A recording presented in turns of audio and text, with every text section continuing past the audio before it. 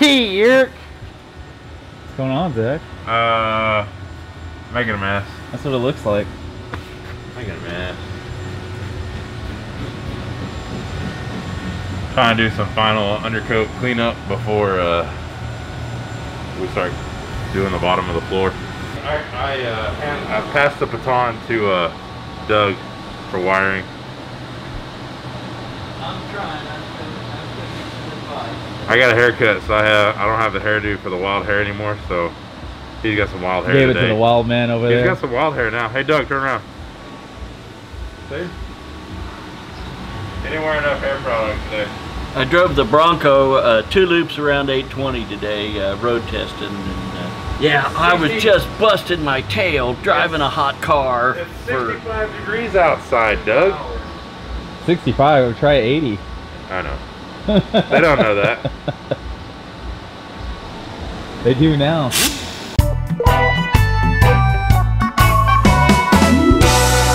Two years ago, I entered the witness protection program. Because your dad, he runs a shop. Is it a machine shop or? Yeah, he's got a machine shop. He does government.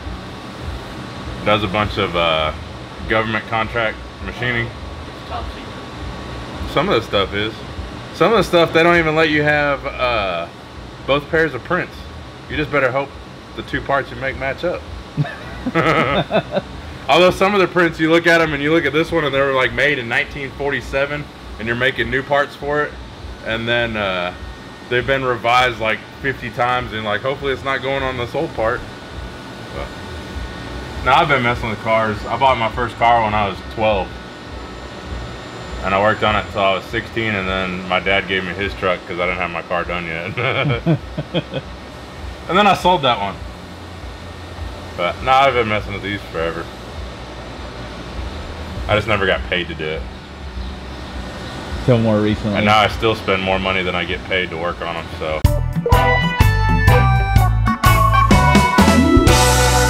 I helped do the interior in the blue SEMA truck. That's when I met Casey.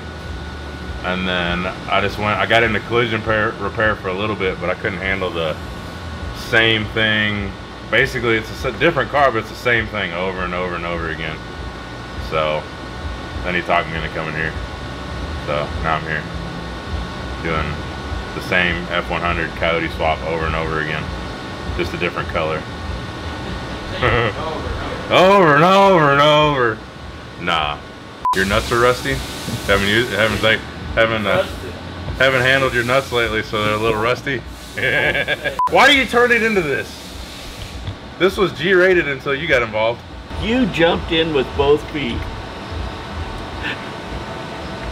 Or, so we're working on Scott's Firebird, cleaning up some wiring,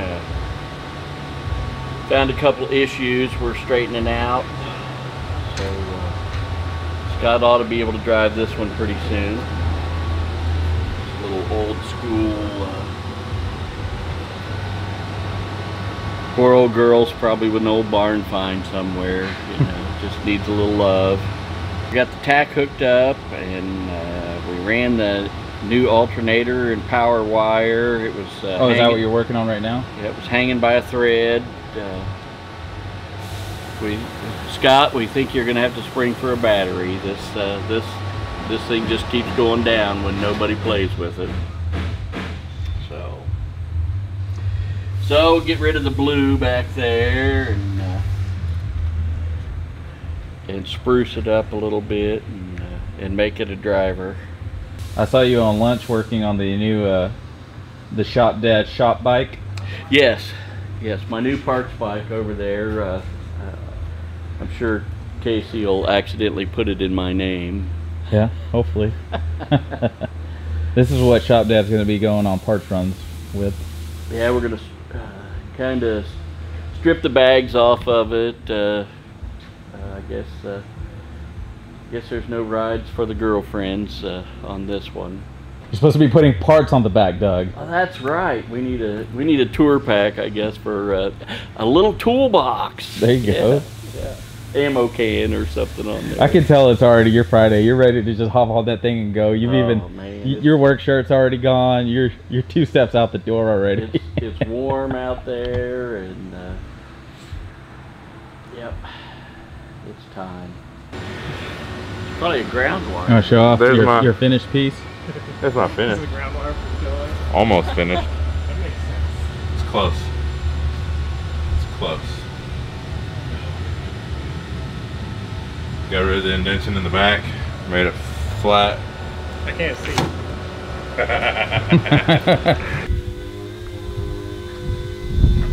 What's going on, Bruce? It's making a lot of loud ass noise. Yeah, no, I'll probably mute that for the viewers. Well, I tried chemically stripping this and it didn't strip that well. I did the other one and it came out great. This one didn't. You know, end up having to sand some of it down. Yeah, I have to sand a lot of it down, like in there. I almost got this thing knocked out. I think all we have left is the cab now.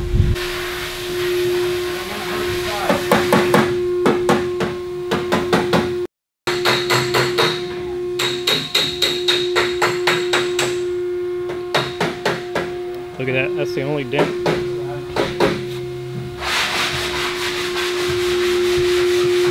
This whole truck. Wow. Like I said, it looked really clean when it came in. It is, it's really, really clean. It's got like 78,000 original miles on it. Even when I was taking the bed off underneath it, it was really clein on the bottom of it. Oh, really? You know, it looked like it hadn't been You definitely tell somebody took care of it. Yeah, yeah, the bottom was really clean. It'll be one of the easier jobs. It's like those once in a lifetime jobs, you know, that comes in and Oh, did Austin finally get the taillight panel in on the Challenger? yeah.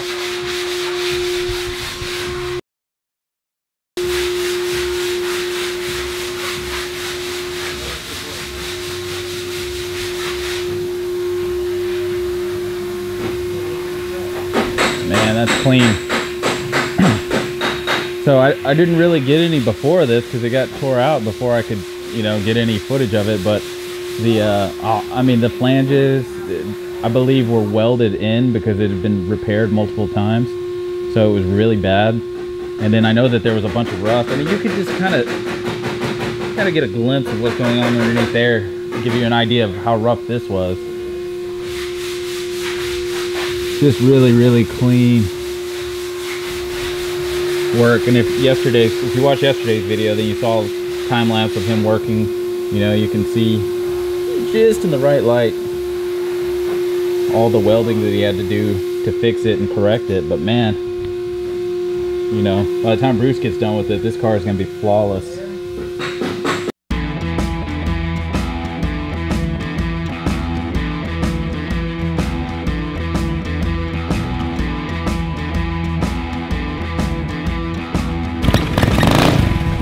Send it. Just send it.